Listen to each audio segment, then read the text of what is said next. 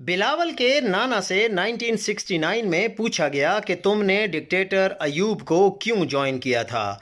भुट्टो ने कहा कि उस वक्त मीडिया कह रहा था कि अयूब खान 1000 साल तक हुक्मरान रहेगा, इसलिए मेरे पास दूसरा कोई ऑप्शन नहीं था, यानी डिक्टेटर को ज्वाइन करके अपना कैरियर बनाना चाहता था। और अब आप ये हुस्न इत्तेफाक इसे कह लें या इनकी नीयत चेक कर लें। पूछा गया कि अयूब से जो शुरू से डिक्टेटर था या फील्ड मार्शल बनकर उसका दिमाग ख़राब हो गया।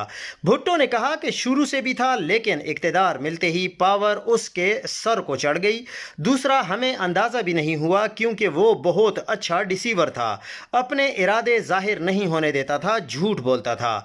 ले जी, डिसीवर वाली खूबी उन सब में मुश्तरका है। खान साहब ने जनरल बाजवा के बारे में भी कहा था कि हम सब को डिसीव करता रहा। बाकियों का तो आपको पता ही है कि आजकल क्या हो रहा है। 1000 साल से याद आया, जनरल अयूब का इक़्तिदार 11 साल में ख़त्म हो गया था। हालांकि उसने मीडिया के साथ अदीबों और शुआरा को भी कंट्रोल कर लिया था। कुदरतुल्लाह शहाब और हाफिज़ जलंधरी ने सब पर जादू कर रखा था। सिर्फ एक हबीब जालिब था जो कहता फिर रहा था, मैं नहीं मानता, मैं नहीं मानता। चंद लोगों की खुशियों को लेकर चले, वो जो साए में हर मुसलहत के पले। ऐसे दस्तूर को सुबह बेनूर को मैं नहीं मानता, मैं नहीं जानता।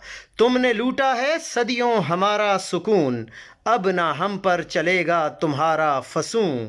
चारागर दर्दमंदों के बनते हो क्यों, तुम्हें नहीं चारागर कोई माने मगर।